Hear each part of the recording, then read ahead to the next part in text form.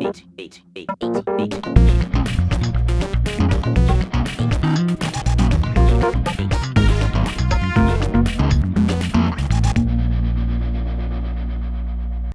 qu'on pourrait demain gagner une guerre parce qu'on fait simulation contre simulation, par exemple? Ça, c'est une vraie question. Ben, moi, je crois que oui, parce que c'est déjà le cas.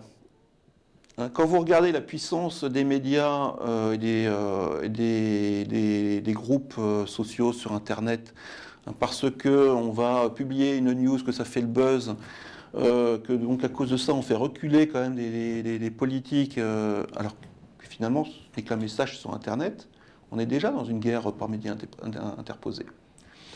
Quand on regarde aujourd'hui ce qui se passe sur des choses beaucoup plus sérieuses comme les réfugiés de la Syrie, qu'est-ce qui fait reculer les politiques? Eh bien, c'est le poids des médias. Hein. Donc quand demain on arrivera à ce que la simulation arrive finalement à avoir ce même poids, ben, peut-être qu'on fera aussi reculer les opposants.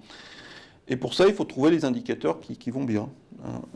Avant, on montrait ses muscles, et ben maintenant, il faut montrer ses muscles virtuels d'une certaine manière. Peut-être que parce qu'en simulation, on aurait été capable de battre l'autre, et ben l'autre dira, c'est pas peine que je me batte parce qu'il est vraiment plus fort. Effectivement. La simulation est déjà peut-être une certaine forme de dissuasion parce que, quelque part, est-ce que la simulation n'est pas aussi le reflet de l'avancement technologique d'une nation ? Les Américains ont un budget comme jamais autour de la simulation, parce que ça leur permet de développer l'entraînement, de développer l'ingénierie, de développer peut-être l'aide à la décision, donc ça leur donne une avancée technologique bien plus importante que d'autres. Quand des pays n'ont aucune simulation, on peut penser qu'ils s'entraînent beaucoup moins bien, que les systèmes qu'ils développent sont moins performants.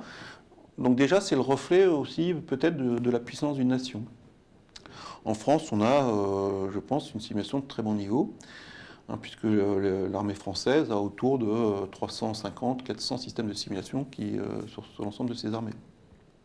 Quand vous regardez la guerre asymétrique, par exemple, finalement, qu'est-ce qui pèse dans la guerre asymétrique? C'est le poids des images, c'est pas le poids des faits.